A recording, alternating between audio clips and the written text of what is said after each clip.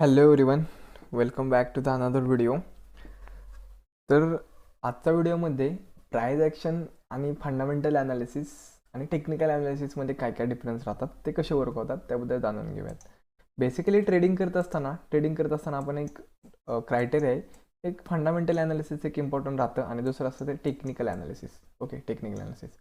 Fundamental analysis काय राहतं की फंडामेंटल ॲनालिसिसमध्ये कंपनीची तुम्हाला बॅलन्स शीट रीड करावं लागते. बॅलन्स शीटमध्ये काही गोष्टी तुम्हाला बघावं लागतात की कंपनीचा परफॉर्मन्स कसा आहे, हे आपल्याला फंडामेंटल ॲनालिसिस राहतं. फंडामेंटल ॲनालिसिस कसं यूज होतं, हे लॉंग टर्ममध्ये तुम्हाला यूज होतं. ओके, लॉंग टर्ममध्ये तुम्हाला फंडामेंटल ॲनालिसिसचा यूज होतो. म्हणजे सांगायचं झालं तर की आमची कंपनी किती चांगली आहे, आमच्या कंपनीमध्ये इन्व्हेस्ट केल्यानंतर तुम्हाला कसा प्रॉफिट होईल, कंपनीचे बॅलन्स शीट काय आहे, कंपनीचा रेव्हेन्यू कसे जनरेट होत आहेत, कंपनीचे ॲसेट काय आहेत, हे तुम्हाला फंडामेंटल सांगतं. ओके, हे फंडामेंटल सांगतं. आता टेक्निकल ॲनालिसिस म्हणजे काय? टेक्निकल ॲनालिसिस म्हणजे काय की एक्झॅक्ट कोणत्या लेवलपासून त्या स्टॉकमध्ये घ्या, कोणत्या लेवलला जाऊन विका, कोणत्या कोणत्या लेवल्स तिथे इम्पॉर्टंट राहणार आहेत त्या स्टॉकमध्ये, हे आपल्याला कोण सांगतं? आपल्याला टेक्निकल ॲनालिसिस सांगतं. ओके, हे कोण सांगतं? आपल्याला टेक्निकल ॲनालिसिस सांगतं.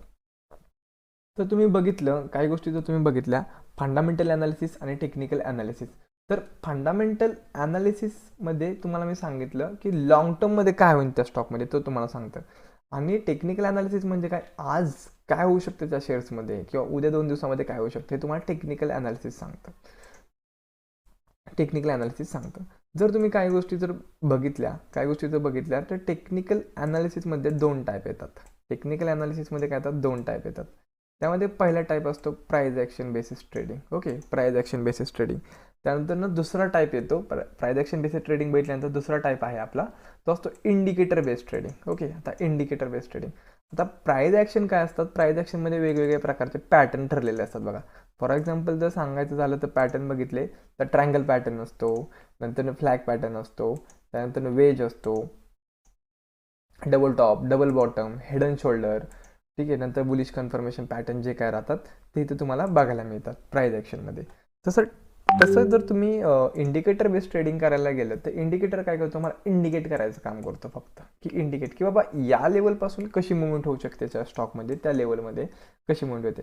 तर इंडिकेटर बघितलं आपण, तर हे बघू शकता इंडिकेटर आपण इथून असा प्लेस करू शकतो. तुम्हाला जो कोणता इंडिकेटर हवा आहे, मी RSI घेऊन दाखवतो तुम्हाला. बघू शकता, हे बघू शकता, असं इंडिकेटर सांगतो की बाबा ह्याचा एक प्रत्येकाचा एक फॉर्म्युला आहे.